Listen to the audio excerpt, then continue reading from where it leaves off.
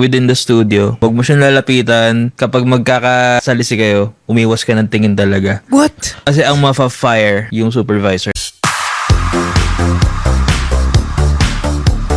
Nagkita na kay ni Willie? Bawal mo siyang tignan.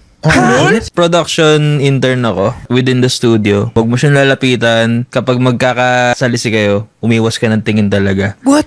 Kasi ang mafa-fire yung supervisor namin. Kasi hindi kayo sumunod. If ever may beef kayo ng supervisor, Oo. O titigan mo lang. pwede mo siyang kausapin. Bawal din. Kasi Talaga? kapag Wait lang ang weird din naman kasi na bawal mo siyang tingnan. Tapos pwede mo siyang kausapin. Sir! Tapos pag ano, napatingin siya. ako yung taga-abot ng jacket. So, nag-aabot ng jacket. Ayun! Anong May pakiramdam jacket ng ka? jacket sa kamay? Hindi siya maganda. So, hindi siya pang malamig yung jacket. Makapal siya in the worst ways. Ang labo ng construction, makapal siya sa siko lang. Kasi matatanda na kami pag nagdasal kami kay Lord.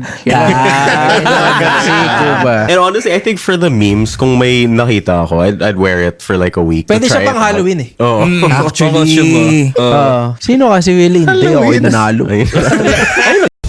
Mga kasama, dating intern ni Willie Revillame sa kanyang TV show, ibinunyag na bawal makipag-eye contact sa host. Ang detalye ng chika na yan mula kay Radyoman Alex Purake. Alex!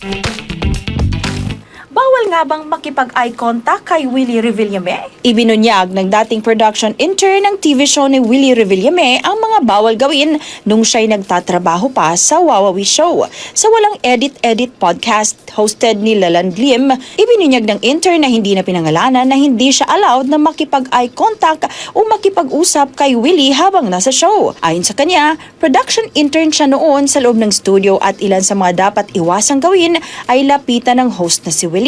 At kapag nagkasalisi umano sila, ay dapat ding umiwas ng tingin dito. Dagdag pa niya na kapag hindi sila sumunod sa protocol, agad natatanggalin sa trabaho ang kanilang supervisor. May mga nagkomento naman sa podcast. Ayon sa isang netizen, pinadala ang buong section nila sa studio para maging audience. Pero nagulat sila nang pinagmumura ni Willie ang staff nito nang magkamali. Saad pa ng isa, naging intern din siya sa show at kasama sa rules nila na bawal ngang tingnan si Willie. Wala pang pahayag patungkol dito si Revillame.